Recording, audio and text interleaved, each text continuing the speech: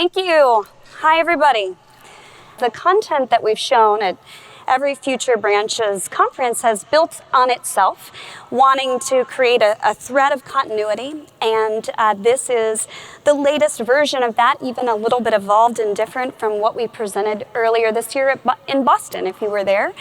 And we're going to talk about this, getting network smarter. The panel that was just up here set this up really perfectly in trying to ask some of these questions that I hope will give you some of the answers on. So this statement is very much still very true, despite declining traffic, predictions about death of branches, et cetera, retail bank branches still #1 driver of market share, period. You may have seen coverage of Chase's newest branch in Manhattan. This opened in May. I toured it. That's my own iPhone video professional there. And it's beautifully done. What is notable about this location is that when they opened it, Jamie Dimon proclaimed they were going to open 400 more branches in 20 U.S. cities. A statement about branching. The reason Chase does that is because every time they go into a market and open branches, in 3 years, those branches become profitable, and then they keep being profitable. So Chase keeps doing this because they're getting a return on their investment, and they're doing it right. So today I'm going to tell you how to also do it right. The objective, highest level, is to balance experience with efficiency. How do you create a space where people want to talk and experience that exemplifies your brand, that inspires your culture, but at the same time do it as cheaply and efficiently with technology, et cetera, as possible? One of our clients, Synovus, we've had the spectrum of the beautiful location that's immersive and large to a literally mobile temporary branch location, all of them delivering, hopefully, seamlessly on their proposition of service. What we're going to talk about as far as getting network smarter are 3 key learnings, and we're going to go fast. I have a lot to say. So I'll reiterate at the highest level, we're going to learn these 3 things.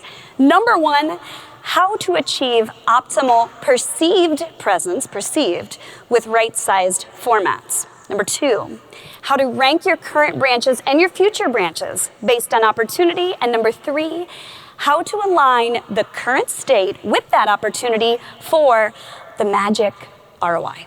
So here we go. Number 1, how to achieve optimal perceived presence with right-sized formats. So looking at this little graph here, x-axis is number of branches, y-axis deposit per branches, and you might think, whether I have 2 branches or 20 branches, each one is going to get the same amount of deposits. Not actually true. Per the network effect, it looks a little more like this. Thus, the more branches in a concentrated area, and this has been shown to be true in corridors and market areas, urban and rural, literally across the US. It's been observed for 20 years and is truer today than it ever has been. So let's say you have 5 branches and they're getting 20 million a branch. If you add 5 more branches, you might think, I'll get another 20 million a branch, 100 million. Not true. You could actually get 35 million a branch and get more than twice the share from 10 branches that you did from 5. Looking at it a different way. Now the x-axis is branch share, the outlet share, what percentage of branches you have in your market, and on the y-axis, your actual market share of deposits. So again, you might think, my branch share equals my market share. If I have 5% of the branches, shouldn't I have 5% of the market? Actually, no. A market looks a little more like this. So it dips down before this point of, and this is the point you want to reach, critical mass. Critical mass. Critical mass is usually between 8 and 10% of the branch outlet share in a market, although it changes by market. So here we're showing an efficiency boundary around 9%. And again, to recap the way this works, if you have 5% of the branch outlet share in a market, you might actually only be getting 3% of the market share. Whereas if you cross the efficiency boundary and you have 10% of the branch outlet share, you might get 12% of the market. And this is the way it works. And eventually, if you have like 50%, there will be a downturn, but that's really not the problem for most of you. You're trying to get to this efficiency boundary. So remember that efficiency boundary to take advantage of the network effect. Now, here's the beauty. Formats. Number of locations does not mean all of those locations are big and beautiful and perfect. They're right-sized like this. In formats, you could achieve the same amount of perceived presence with an ATM vestibule, maybe, if that's all you need. They have to be arranged in a hub and spoke format, and they might look a little bit like this. One of our clients, Eastern Bank, had us create these formats for them. They're full service, looks like a more typical branch. They're inline. We're in higher profile urban locations. We deployed cashless branches. That's about 500 square feet that were dropped into literally like parking lots. And then ITMs in markets that they were going to exit, they would leave behind an ITM. So at least the market was low opportunity, but they would have something there. The beauty of these formats is saving money. So when you look at capital expenditures, operational expenditures, and of course mostly FTE personnel, you see numbers that look like this. So a 3,500 square foot branch might have a cap cost of $3 million, an NIE of $850 with 10 FTEs, but a cashless branch at 500 square feet has 300,000 of NIE and 2.7 FTEs. So in the case of Eastern, they were able to take these different actions and save quite a bit of money. Now, here are the actions you can take. Number one, you can refresh or reconfigure, meaning you can make the space you have better. Maybe you can skinny it down, lob off some of it, make it non-customer facing, but it's mostly about refreshing what you have. Number two, line of business reorientation. We're seeing a lot more of this where you actually reorient the space to either support a specific line of business like commercial or wealth, or you reorient the space to support more lines of business. You're bringing in commercial or wealth.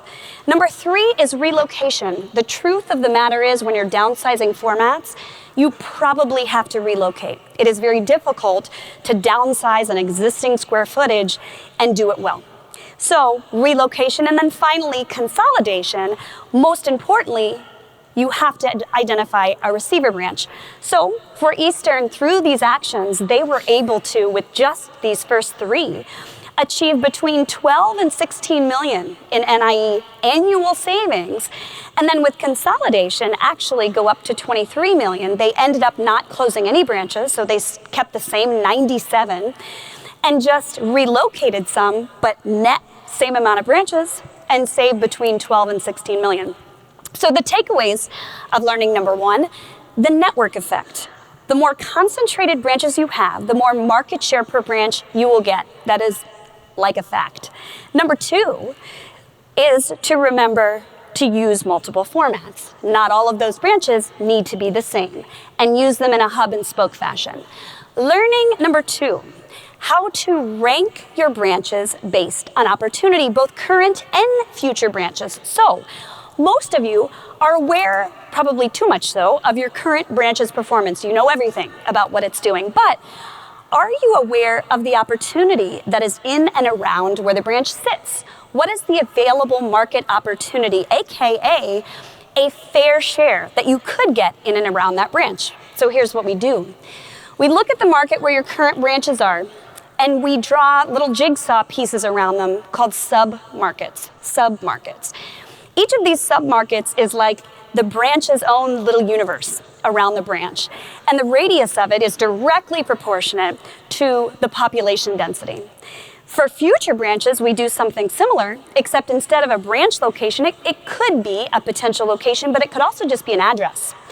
And the actual branch location could be within a half-mile radius of that address.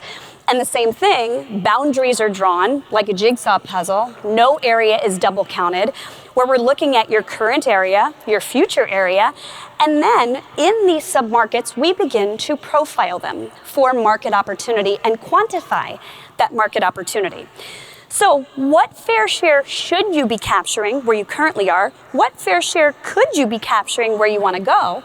And we look at consumer demographics, business demographics, economic indicators like growth, competitive density, household growth, etc. And all of that for your current branches turns into a gap analysis like this. So for this client, what you're seeing is they've got a handful of branches that are at their fair share. They're getting about as much as they should in the market. A few are exceeding, but the majority of their branches are trailing. And you can see the gap there where it's indicated in pink that they are trailing market share. And just in consumer deposits, that was an aggregate of 1.7 billion in a fair share gap. That is how much they are essentially missing in the market. Now, for both the current and future branches, all of that information rolls up into rankings. These rankings are a function of the gap analysis, but also the overall market opportunity. Because you could be exceeding or at your fair share in a high opportunity market, you still want to invest in that from a defensive position and an opportunistic position. So it's a function of both. You end up with classifications like in A, maybe it's underperforming in a high opportunity market. B, it's kind of adequate in an adequate market. C, it's kind of a crappy market. And D, maybe these are consolidations, and we know how hard that is. Now, something else to think about for future branches only. Remember the network effect and the idea of looking at things in total by the network. So let's take the state of North Carolina. Anyone from North Carolina? No? Yeah? Good. Okay, they're not very excited about it, but they're from North Carolina. So let's take Charlotte. Charlotte, a good city in North Carolina. There's a few things going on there. Jamie Dimon is actually about to descend upon it and attack Bank of America. So we look at Charlotte, and we look at both the business and retail opportunities in Charlotte. Business in blue, retail in green. And we look at a number of things as to potential leading factors, wealth potential, even CRA considerations, acquisition potential, and we examine that by market. And we do that, let's say, for a bunch of markets in North Carolina because we, like Jamie Dimon, want to come in and penetrate North Carolina. So now we're comparing Charlotte versus Raleigh versus Winston-Salem. Well, Charlotte's the biggest, so it has the most amount of submarkets, followed by Raleigh, followed by Winston. Then there's an amount of qualifying submarkets. So for business, over 200 million, and for consumer, let's say it's over 30 million, and these are specific to your organization.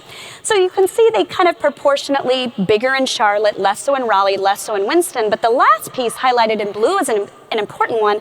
This is the branches required for the network effect, meaning how many branches do you need to have to get into that critical mass of 8 to 10% or whatever the market dictates? So by that measure, Charlotte actually falls lower on a ratio perspective than Raleigh because of the amount of branches needed because it's so competitively dense. So in this case, Raleigh actually looks, just by these numbers, as the most advantageous market. Now, something else to remember. Although the network effect is wonderful and you should take advantage of it in the form of market build out, and let's say we say, whoop, let's go to Raleigh and then let's go to Charlotte, we have tons of money and that's great. But incremental branches are also important. The network effect does not mean to ignore your other markets. Branches are an important statement. They're important for staff, retention, and by the way, if you're not in a market, you won't get any business there.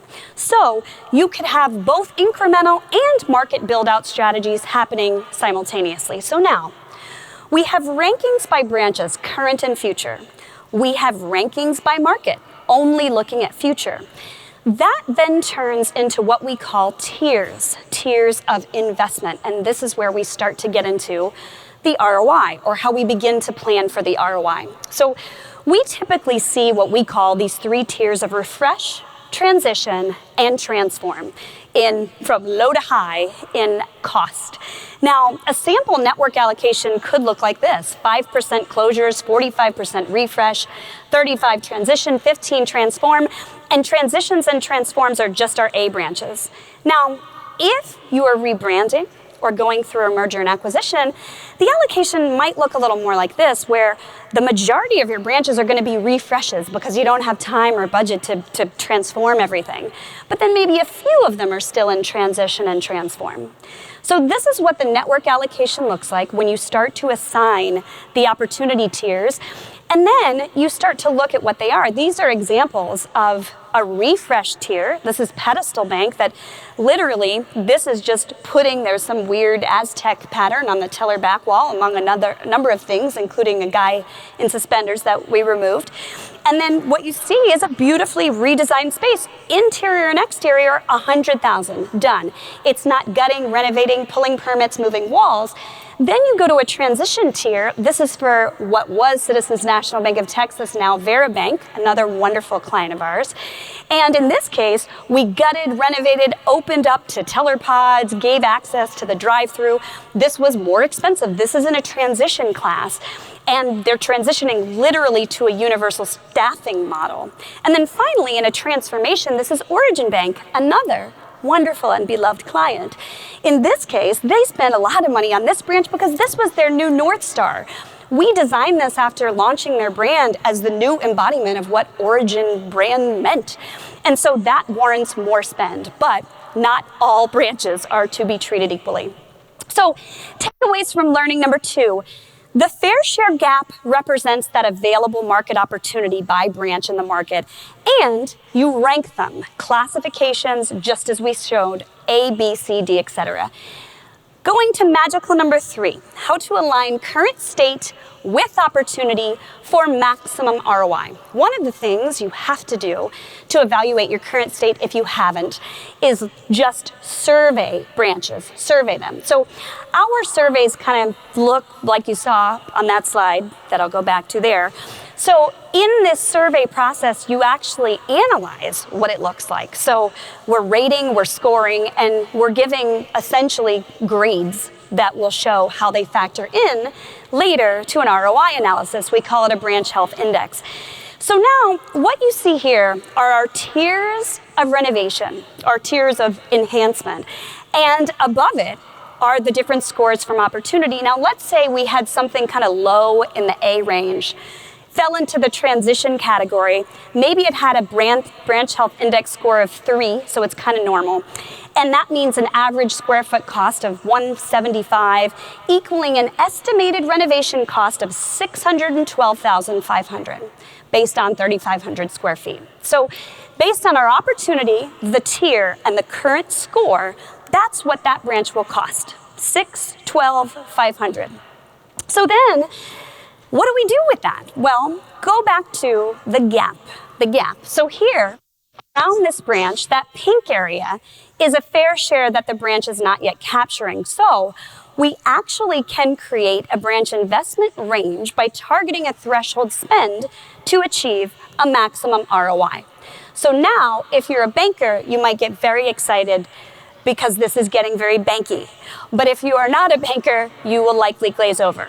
So our fair share gap, let's say it was 25 million. There's 25 million available in the market. And let's say conservatively, we say, let's get 10% of that. We think we can get just 10% in and around that branch of the available fair share. So that's 2.5 million.